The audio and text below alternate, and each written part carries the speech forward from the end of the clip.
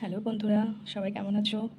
এটা হচ্ছে দুধের সর এবং এটা থেকে ভীষণ সহজ পদ্ধতিতে তোমাদের বাড়ির ঘি তৈরি করা শিখিয়ে দেবো। এই সরটা প্রতিদিন দুধটাকে ভালো করে ফুটিয়ে নিয়ে উপরে যে পাতলা সর পড়ে সেটা তুলে তুলে আমি মোটামুটি 1 সপ্তাহের ওপর এটা জমিয়ে ডিপ ফ্রিজে স্টোর করে রেখেছিলাম। এবার যখন যেদিন ঘি করবে তোমরা, সেদিন আগে থেকে বের করে রেখে ওই আইসটাকে গলিয়ে নিতে হবে। দেখো, দুধটাকে আমি এভাবে ফুটিয়ে রাখি, রেখে এই যে এই সরটা পড়ে, সরটাকে এমনি করে নিয়ে তুলে নিতে হবে। এমনি করে সরটাকে তুলে নিয়ে এমনি করে ভাটিতে প্রতিদিন তুলে তুলে জমিয়ে রাখবে।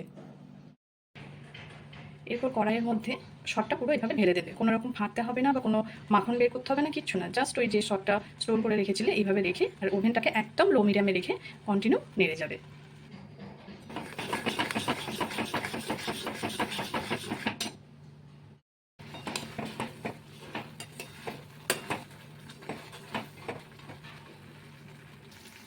দেখতে পাচ্ছ আস্তে আস্তে যখন ঘি ছাড়তে লেগেছে, এখন এইভাবে কন্টিনিউ নেড়ে যাবে।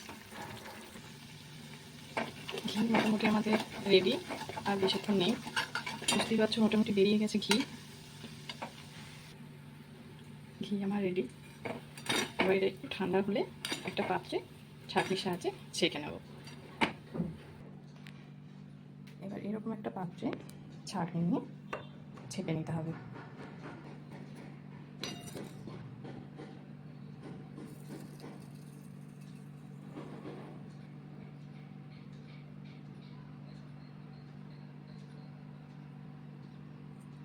খানিকক্ষণ এভাবে রেখে দেবো।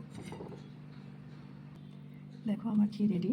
এত সুন্দর গন্ধ ছেড়েছে, তোমাদের কি বলবো, ভীষণ সুন্দর। দেখেছো, কোনো রকম ঝামেলা নেই, সুন্দরভাবে বাড়িতে এইভাবে ঘি তৈরি করে নেবে।